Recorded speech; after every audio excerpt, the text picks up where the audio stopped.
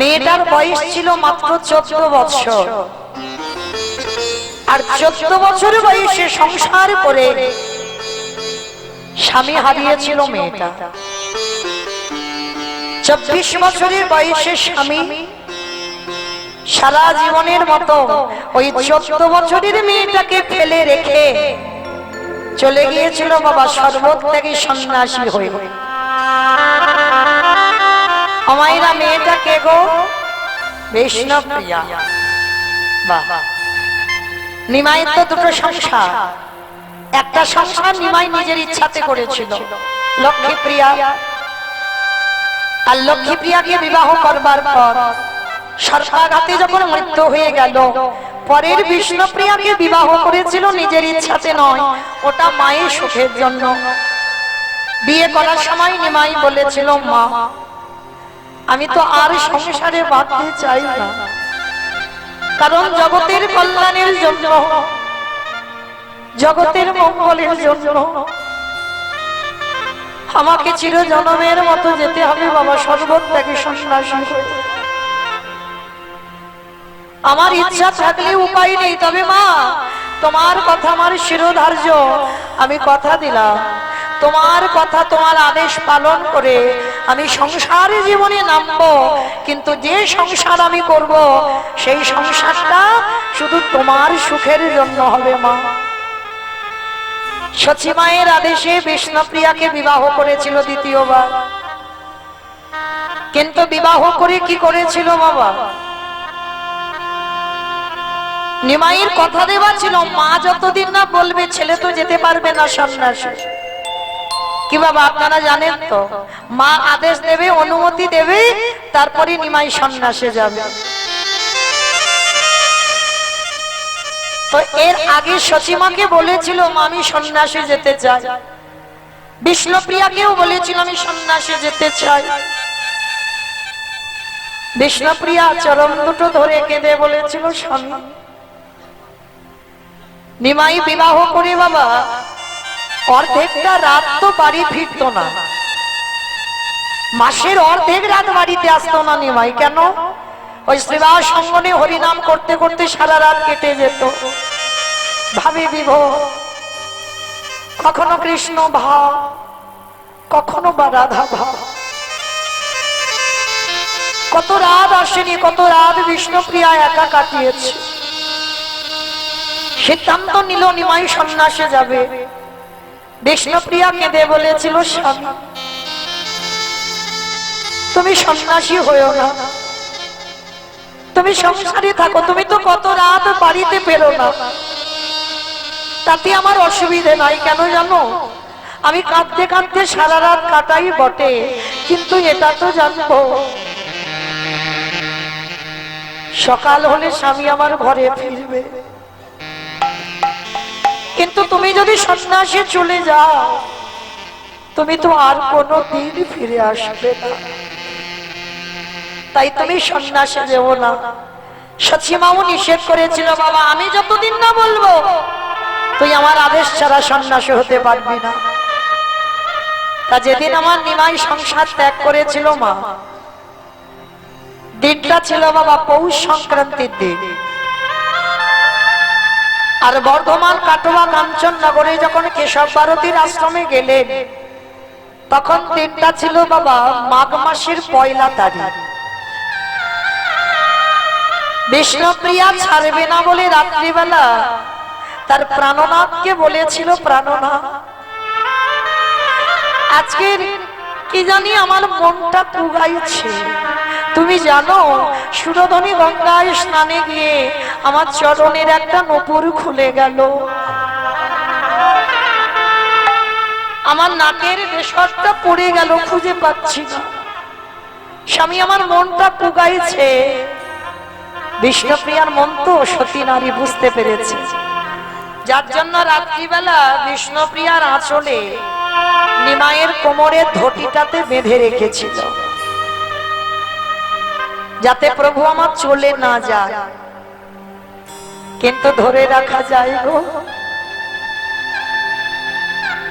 বিষ্ণুপ্রিয়া যখন কাঁদছে, প্রভু এগুলো অমঙ্গলের লক্ষণ, নিমাই বুঝিয়েছিল, প্রিয়া এসব কথা বাদ দাও, কাল সকালবেলা আমি শ্যাকরার কাছ থেকে তোমার একটা পায়ের নুপুর এনে দেব, তোমার নাকের বেসর এনে দেব, তুমি চিন্তা করো না। কিন্তু বিষ্ণুপ্রিয়ার মন মানছে না, সে জানে কোনো একটা দুর্ঘটনা আজ রাত্রিতে হবে, ঘুমায়নি। আর যখন ঘুমাচ্ছে না, নিমাই মনে মনে ভাবছে, বিষ্ণুপ্রিয়া না ঘুমালে আমি যাব কি করে সন্ন্যাসী, ও তো ছাড়বে না আমায়। কাল নিদ্রাকে স্মরণ করলো, নিদ্রা দেবী তুমি আমার বিষ্ণুপ্রিয়ার চোখে ভর করো, আর এমন করে ভর করো যেন আজকে রাত্রিবেলা আমার বিষ্ণুপ্রিয়ার ঘুমটা না ভাঙে।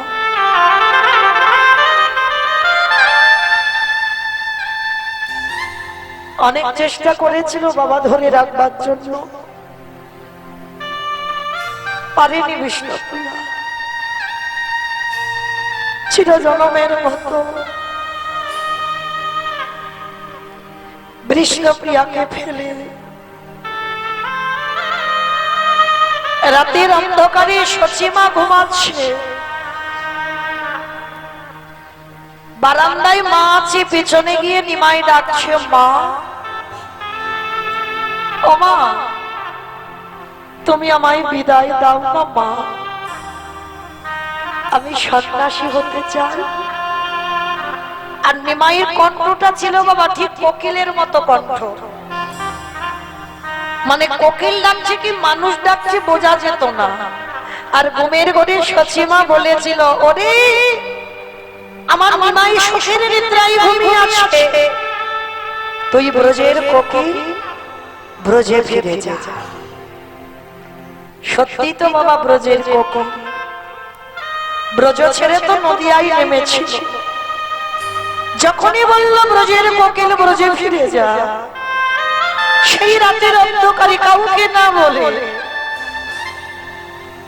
মায়ের দূর থেকে প্রণাম করে চিরজনমের মতো বললেন, জননী জন্মভূমি স্বর্গাদপি বলিও শিব পিতা স্বর্গ পিতা ধর্ম পিতহি প্রীতিমা কর্ম প্রিয়ন্তি সর্বদেবতা।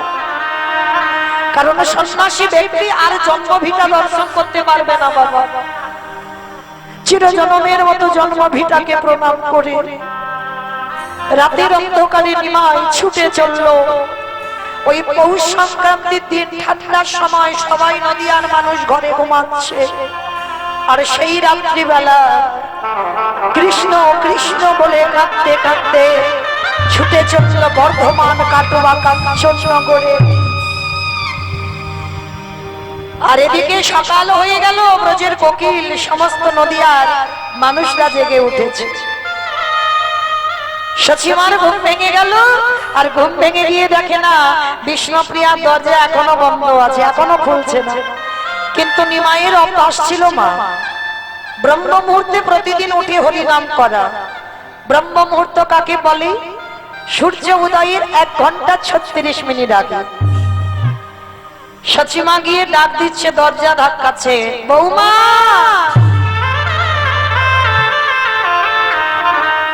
বৌমা দরজাটা খোলো না মা, কত বেলা হয়ে গেল, আমার নিমাই তো এতক্ষণ ঘুমায় না। আমি ছোটবেলা থেকে দেখি আমার নিমাই ভোরবেলা সব সময় ওঠে। বৌমা এখনো তুমি ঘুমাচ্ছ, ওঠো। বারবার যখন বলছে বৌমা দরজা খোলো দরজা খোলো দরজা খোলো, কিন্তু বিষ্ণুপ্রিয়া দরজা খুলে কারে দেখাবে? অনেকক্ষণ আগে বিষ্ণুপ্রিয়া উঠে ওই পালঙ্কে যেখানে নিমাই ঘুমিয়েছিল হাত বুলাচ্ছে আর কাঁদছে, বৌমা দরজা খোলো। থাকতে পারলো না বিষ্ণুপ্রিয়া, দরজাটা খুলে দিয়ে শাশুড়ি মার চরণে আছাড় খেয়ে পড়ল, মা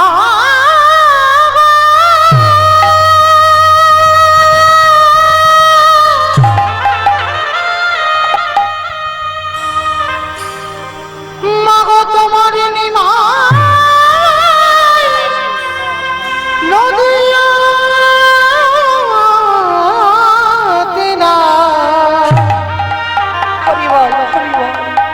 নদিয়া ছেড়ে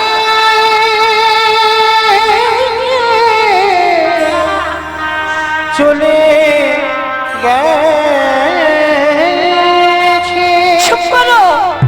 চুপ করো বৌমা। আমার নিমাই আমার আদেশ ছাড়াও কোথাও যেতে পারে না। আমায় কথা দিয়েছিল আমি বললে তবেও যাবে, আমার অনুমতি না পেলে ও কোনোদিন কোথাও যাবে না। মা তুমি বোধহয় জানো না, তুমি বোধহয় বুঝতে পারছো না,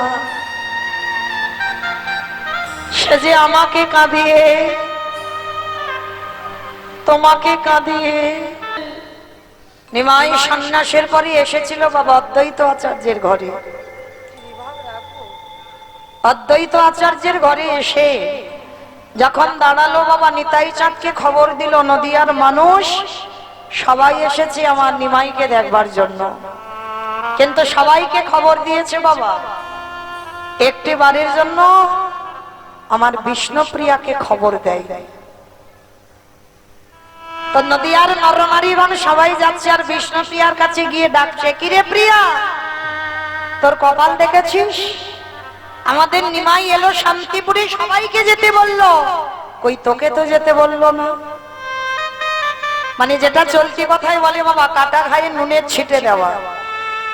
মেয়েটার ওই জায়গাটা দুর্বল, তো সবাই মিলে এসে বলছে কিরে তোকে যেতে বললো না।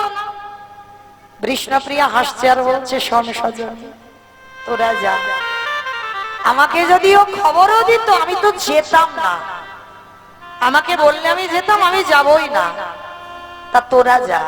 আর আমরা জানি তোরা আমাকে কষ্ট দিবি বলে কথাগুলো বলছিস, কিন্তু একবারও কি ভেবে দেখলি সখী, যে মানুষটাকে দাগেবারের জন্য নদিয়ার মানুষ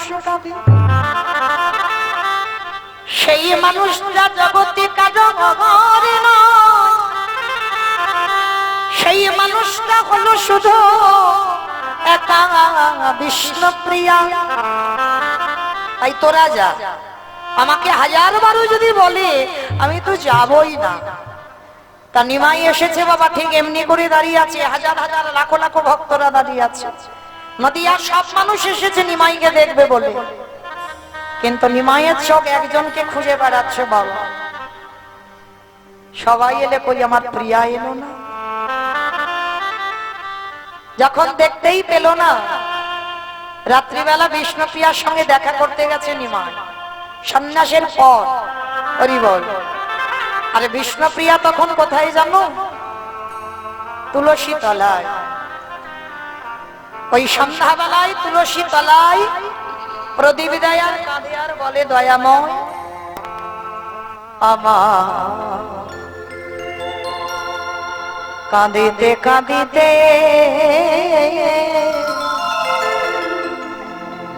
জন গেল রে,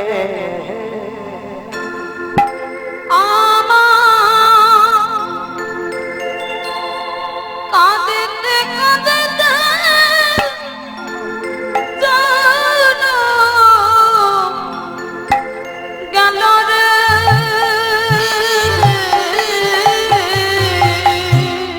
তুলসী মালায় প্রদীপ দিচ্ছে বিষ্ণুপ্রিয়া, কাঁদিতে কাঁদিতে জন গেল রে।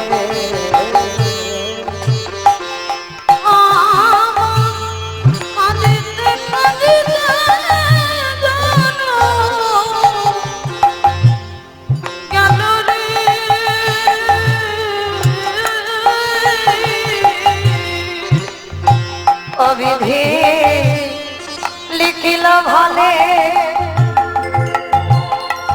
কত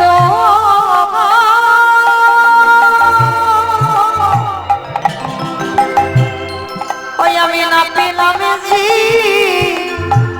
মনে শোভ লিখলো ভালে পৃথিবীরে।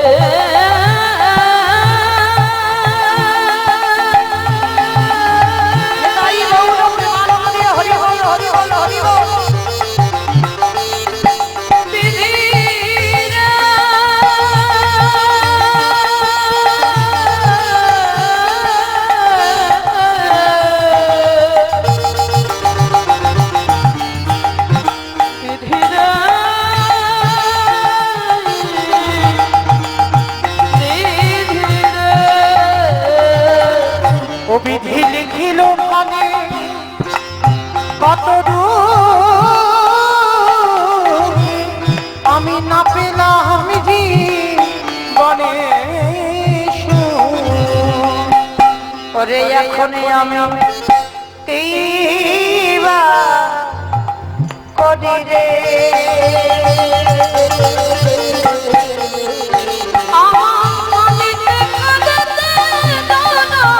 তাই গৌর হরি বল হরি বল হরি বল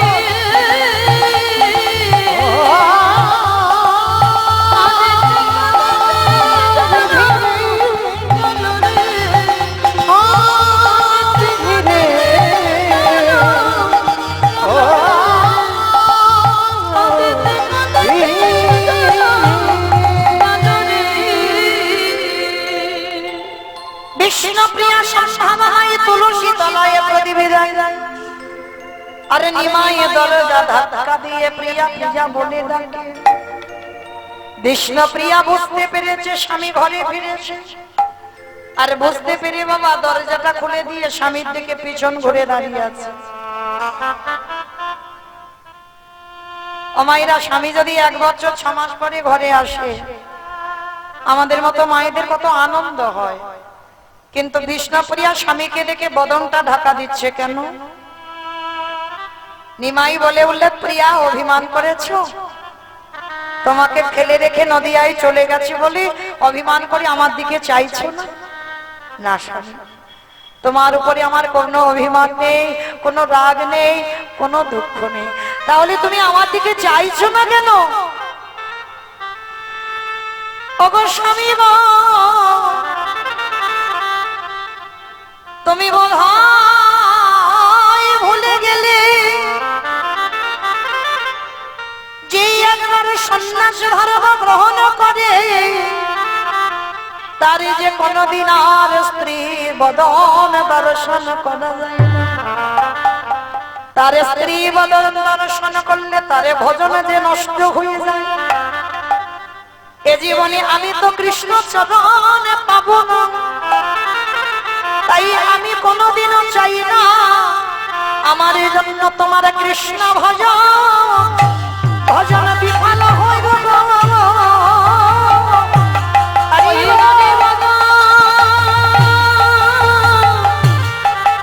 দর্শন করি কৃষ্ণ ভজন বিফল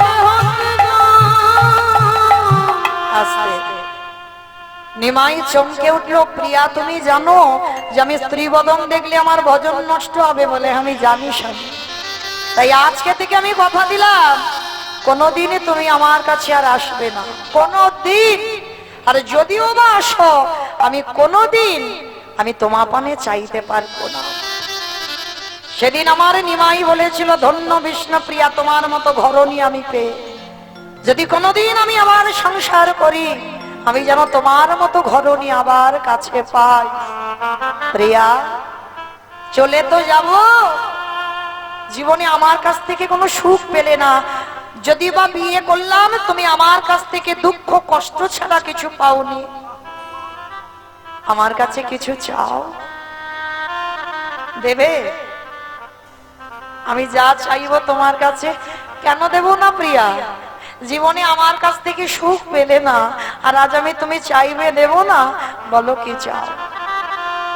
ওগো স্বামী গো, আমি ধনে চাই না, যশে চাই না, গাড়ি চাই না, বাড়ি চাই না, তোমাকে চাই না, তাহলে তুমি কি চাও? একান্ত যদি তুমি দিতে চাও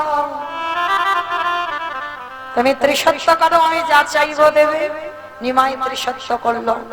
অমায়েরা সত্যি করে বলবে, আমাদের মতো মেয়েরা স্বামী যদি বলে হ্যাঁ গো 1 বছরের জন্য কাজে যাচ্ছি, আসতে 1 বছর টাইম লাগবে বা 6 মাস লাগবে বা 2-3 মাস লাগবে, বলো তোমার কি প্রয়োজন, কি লাগবে তোমার?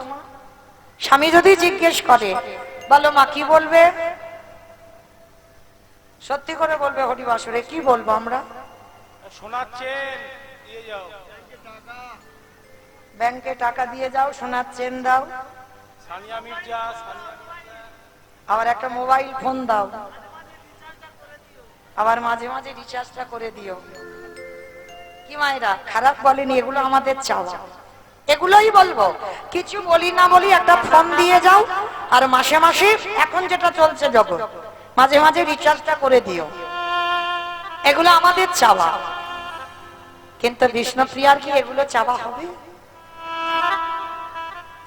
বিষ্ণুপ্রিয়া কি চেয়েছিল স্বামীর কাছে?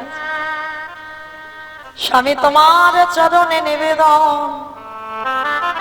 কি বাবা, ভজনের মানুষ না হলে এ কথার রস কোনো দিন পাবে না। আগে তো সে ঘরে ঢুকতে হবে গো, তারপরে তুমি বিষ্ণুপ্রিয়ার চাওয়াটা দেখে তোমার হৃদয়টা কাঁপবে। বিষ্ণুপ্রিয়া চেয়েছিল যদি দিতেই হয় তুমি দাও। কি নেবে প্রিয়া? তোমার চরণে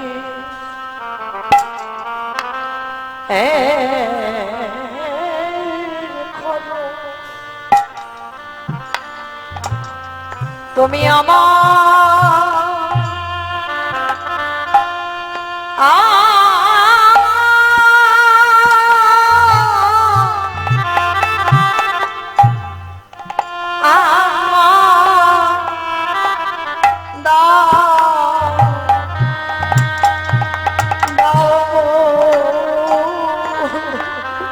আমি আর তো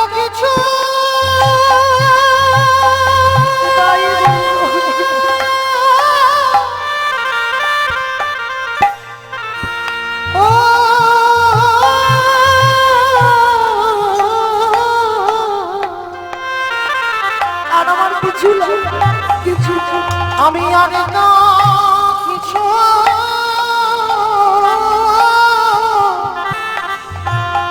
সহিনা স্বামী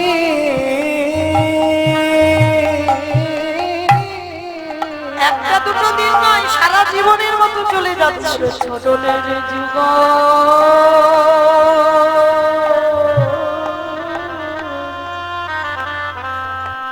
মামা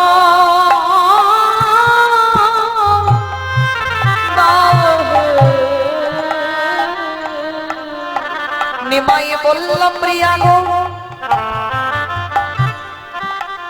তোমার মতো সহধর্মী মিলি যেন আমি জন্মে জন্মে পাই। ওগো প্রিয়া গো,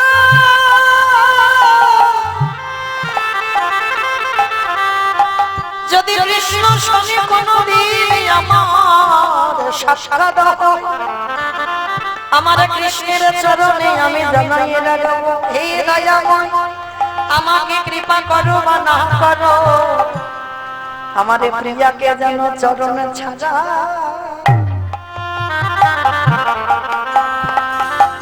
তুমি করো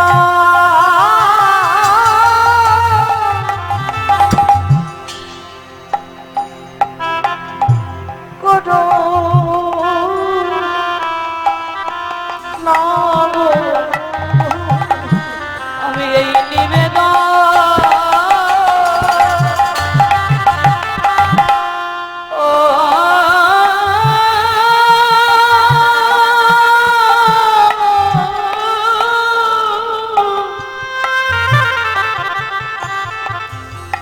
আমি এই নিবেদন জানাই রাখলো আমার প্রিয়াকে কৃপা করো, প্রিয়ার চরণ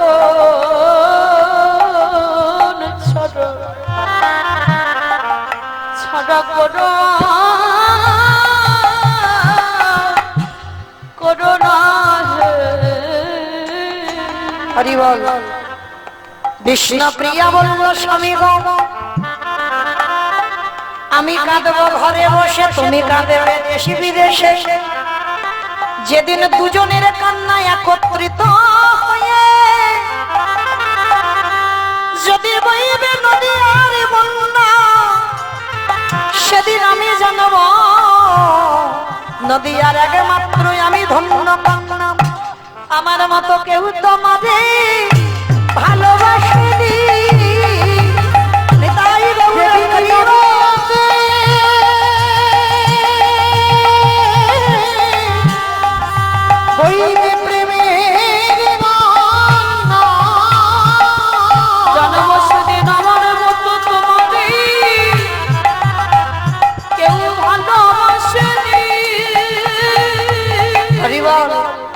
বাবা আমাদের ভালোবাসা তো চাওয়া পাওয়া, তুমি আমার দাম আমি তোমারে দেব, কিন্তু বিষ্ণুপ্রিয়ার ভালোবাসাতে এ চাওয়া পাওয়া ছিল না।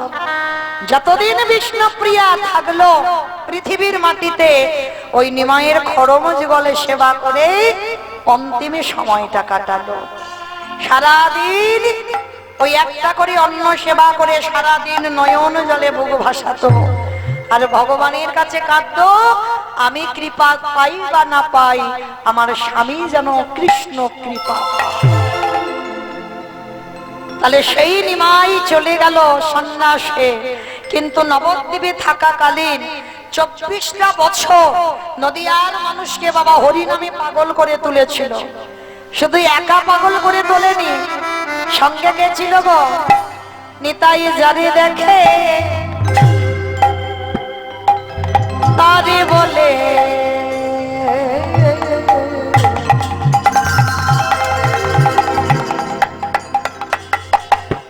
দন্তে তৃণ ধরি হরি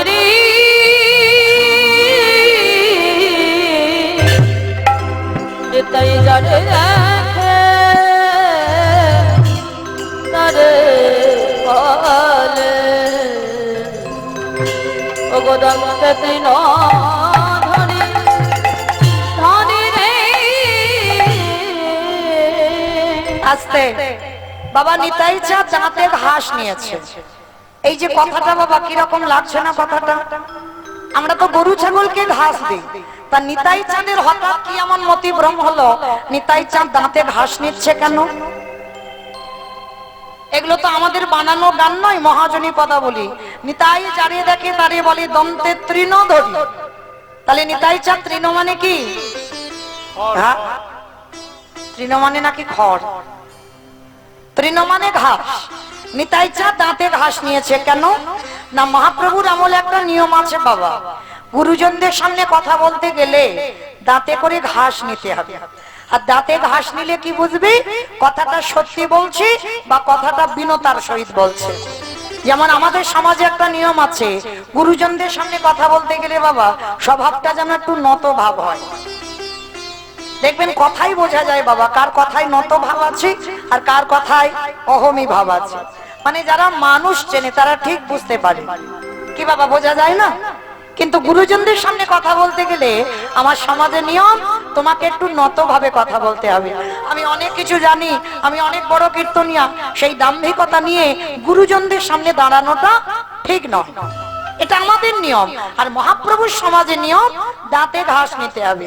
রূপ গোস্বামী আর সনাতন গোস্বামী যখন আমার মহাপ্রভুর চরণ আশ্রয় পেতে গেল তখন দুই ভাই ওই দাঁতে ঘাস নিয়েছিল।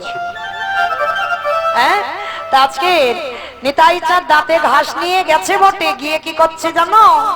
নবদ্বীপের অলিতে গলিতে নিতাই যারে দেখে তার পদ ধরে বলে তোদের ঘরে আমি বাসনে মেজে দেব, তোদের ঘরে আমি বাটনা বেটে দেব, তোদের ঘরে আমি কাপড় কেচে দেব, তোরা যা বলবি আমি তাই শুনবো। তবে তার বিনিময়ে কোনো মাইনে দিতে হবে না, যা বলবি আমি সংসারে সব করে দেব। রান্না করা, কাপড় কাচা, বাসন মাজা, ঘর দেওয়া, ঝাড় দেওয়া, নেতা দেওয়া, সবকিছু করে দেব। কিন্তু তোদের একটা কাজ করতে হবে। কি কাজ? তোরাই আমারে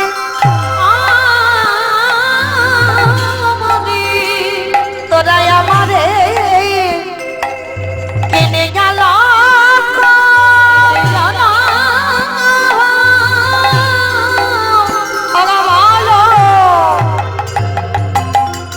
আমাকে কি করতে বললো?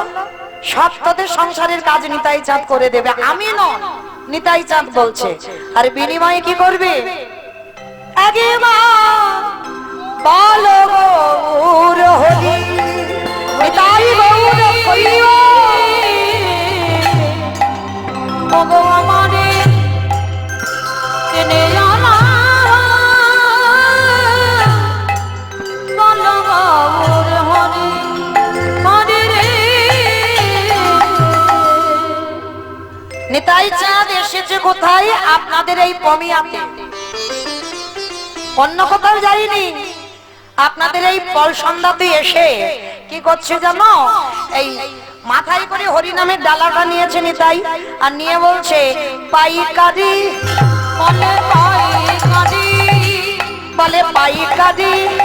পাইকারি, ভালো করে বুঝবেন বাবা, একটা কথা বলছি আর ভিতর থেকে টেনে দুটো মানে বের করব। পাইকারি, বলে পাইকারি। আচ্ছা আপনাদের এখানে চাষবাস হয় তো মা? বেশ। আচ্ছা সবজি যখন মাঠে থেকে তুলে, বাগান থেকে তুলে একসঙ্গে আড়তে দেন, তখন আপনারা কি বলেন? সেল বলে। কি বলে মা? পাইকারি। বেশ, পাইকারি। তাহলে কি বলে? পাইকারি। তোমাদের ডায়মন্ডে বলে পাইকারি, এখানে কি বলে জানতে হবে না? পাইকারি। বেশ, তাহলে হরি বল। তাহলে পাইকারি দেওয়া, একটা বাবা বলছে পাইকারি, আর একটা মানে হচ্ছে পাইকারি। পাইকারি, বলি পাইকারি, পাইকারি। বলি পাইকারি, পাইকারি। মানে একটা পাইকারি দেওয়া হচ্ছে, আর নিতাই চাঁদ এসে আপনাদের কমিয়াতে পাচ্ছে না, পাইকারি। শেষে বাবা এক জায়গায় নিতাই চাঁদ কি করেছে জানো, বিরক্ত হয়ে গেছে, মানুষ পাচ্ছে না কোথায় দেবে, এক জায়গা ঢেলে দিল, কোথায় জানো? দোকানে। দোকানে, ওই দোকানে, ওই দোকানে। পানের দোকান, ফুলের দোকান, সবজি দোকান, মুদিখানা দোকান, স্টেনারি দোকান। কোন দোকানে দিল মা? আইসক্রিম দোকানে। আইসক্রিম দোকান। কোন দোকান? বাহ, তার মানে কীর্তন বোঝে। দোকানে, এই দোকানে, এই দোকানে, এই দোকানে। যারা দোকান খুলে বসে আছে, হরিনাম দিল দোকানে, যারা দোকান খুলে বসে হরিনাম দিল দোকানে। এত বলি নিতাই চাঁদ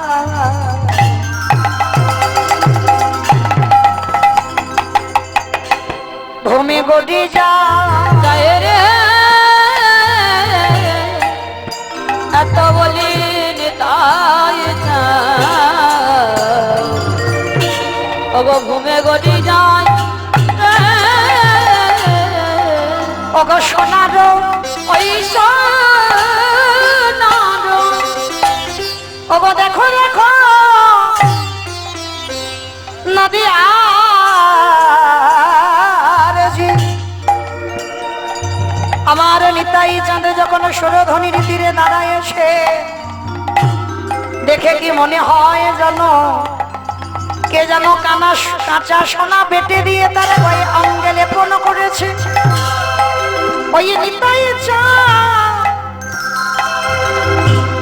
ওই নদী আর দাঁড়িয়ে দাঁড়িয়ে গিয়ে হাতে ধরে পায়ে ধরে বলে, তোদের ঘরে আমি সকল কাজ করে দে, তোরা যা বলিবি আমি তাই শুনবো, কিন্তু বিনিময়ে তোরা একবার হরি বল, কৃষ্ণ বল, তোদের ত্রিতাবে জ্বালা থেকে তোরা মুক্তি পাবি। ওই আধ্যাত্মিক, আদি দৈবিক, আদি ভৌতিক এই ত্রিতাবে জ্বালার তোদের ভয় থাকবে না, তোরা অনায়াসে ভব নদী পার করি আমার সচিদানন্দন ভগবানের চরণ তলে যাবি। তাই দেখো দেখো সোনারো, ওই সোনারো, পর্বত যেন, পর্বত যেন, ও দেখো ধুলা তেলো লোটায় রে, ওই সোনারো পর্বত যেন ধুলাতে লোটায় রে। তোরা কে কি নিবি আয়, কে কিনবে আয়, তোরা কে কি,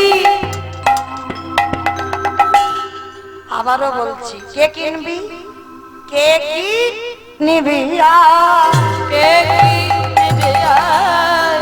বলি গোলকের অমূল্য ধন কি নেবে আয়? ওই গোলকের অমূল্য ধন কি নেবে আয়? দারে দারে বিলাইছে দাঁড়ে দাঁড়ে বিলাইছে দারে দারে দারে বিলাইছে দাঁড়ে দাঁড়ে বিলাইছে বলি রাধা প্রেম বিলাবার তোরে দাঁড়ে দাঁড়ে বিলাইছে বলি গোলকের অমূল্য ধন বিলাইছে বলি গোলকের অমূল্য ধন দারে দারে বিলাইছে গোলকের অমূল্য ধন দারে বিলাইছে গোলকের অমূল্য ধন দাঁড়ে বিলাইছে গো গোলকের অমূল্য ধন দাঁড়ে বিলাইছে গো গোলকের অমূল্য ধন দাঁড়ে বিলাইছে গো দাঁড়ে দাঁড়ে বিলাইছে আমার সোনা বাবা পর্বত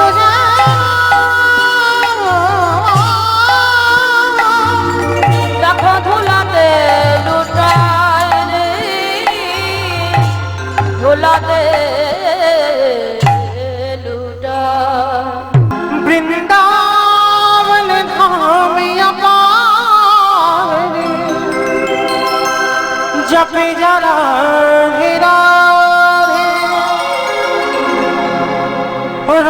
मेरी सरकार जपे जरा हेरा रावण धाम अपार जपे जा राधे राधे राधे राधे मेरी सरकार जपे जा राधे राधे जपे जा राधे राधे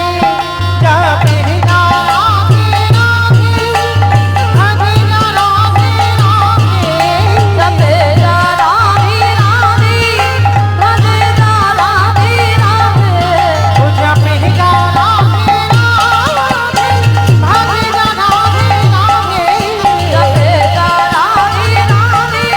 राधे जा राधे राधे